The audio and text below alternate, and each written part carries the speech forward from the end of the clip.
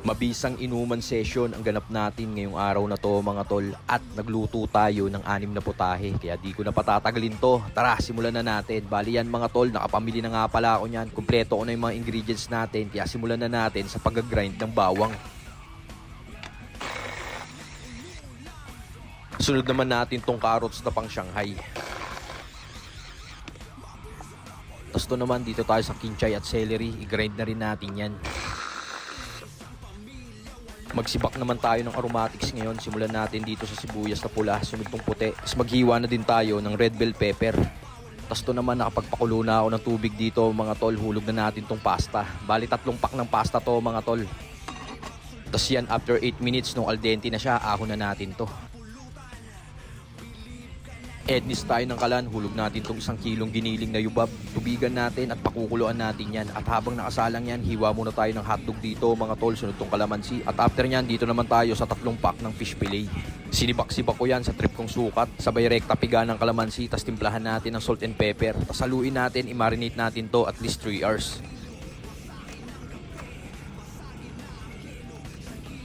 Dito naman tayo sa ating buong manok. Bali 3 yan mga tol. Sinibak ko lang din yan sa trip kong sukat. At gagawin natin tong honey garlic chicken at buffalo fried chicken.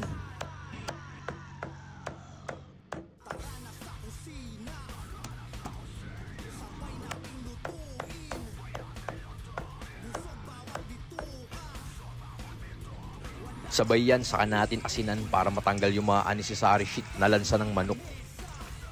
Tapos syempre, hugasan na rin natin hanggang sa luminaw yung tubig para malinis talaga mga boss.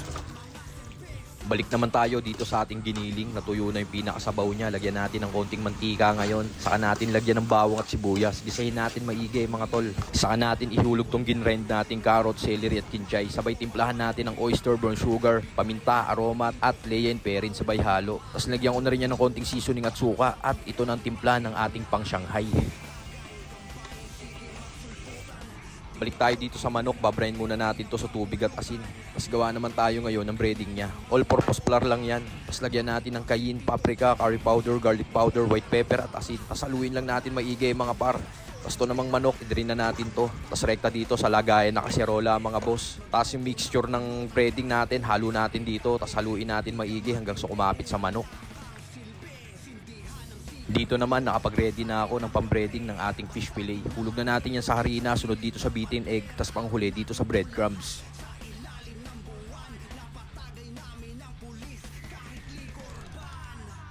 Tas dito naman nagbalot na ako ng ating mabisang Shanghai.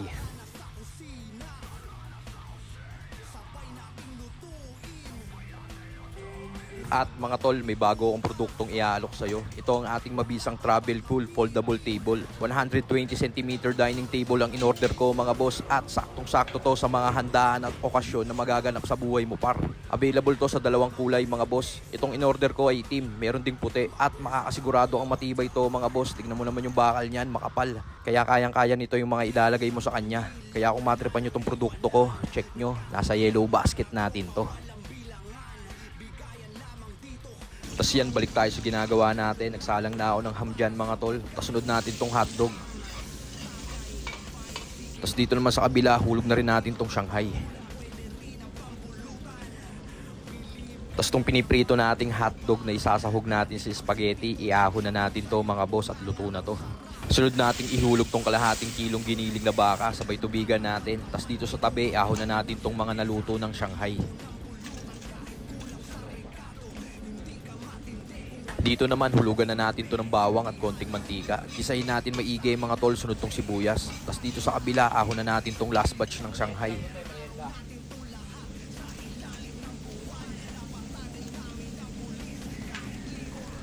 Sunod, dito naman tayo sa ating pang fried chicken.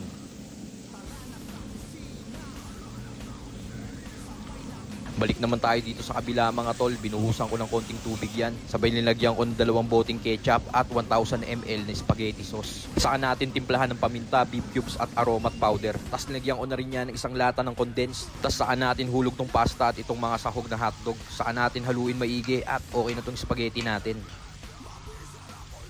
Tapos dito sa kabila, ahon na rin natin tong pritong manok.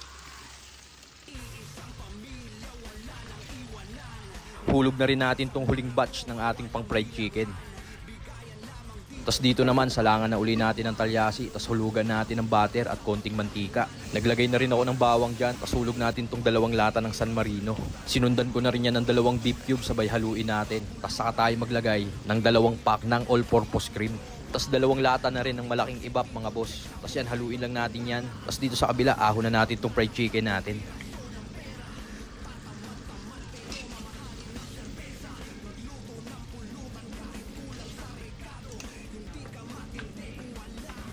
Sunod na hinulog ko itong ating mga breaded fish fillet mga boss. Sabay dito naman sa kabila, hulog na natin itong pasta.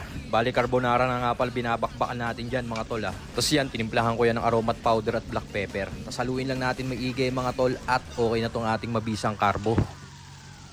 Tapos yan, salin na natin sa stainless food pan at okay na to mga boss.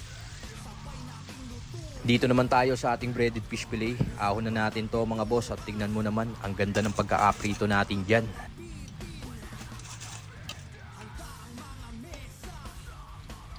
Ednis tayo ng kalan, hulog tayo ng butter at magsosote na tayo ng white onion at red bell pepper. Sasangkutsahin lang natin maigi yan mga tol.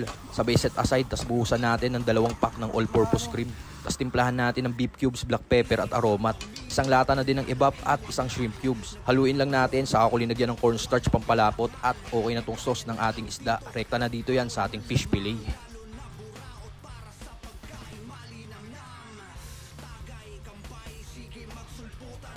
Tapos yung sinutay nating white onion at red bell pepper, toppings na natin yan dito sa ibabaw ng ating fish fillet.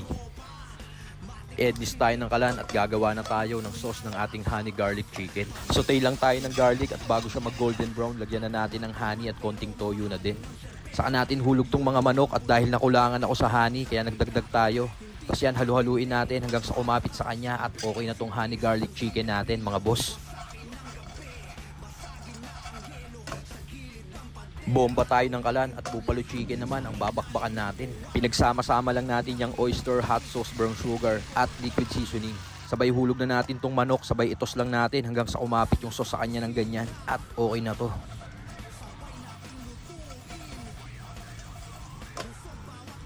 Dito naman magadgad na tayo ng keso para sa ating carbonara. Saka tong ating spaghetti, lagyan na rin natin ng keso sa ibabaw.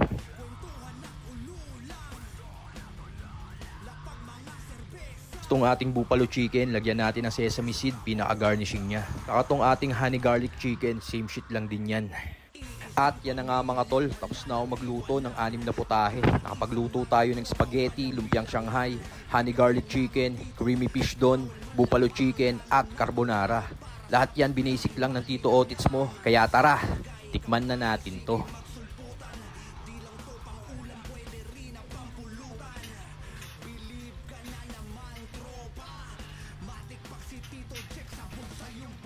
Quality.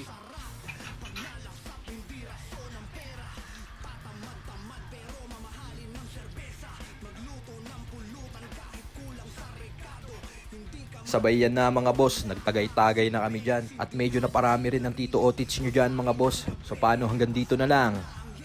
Peace!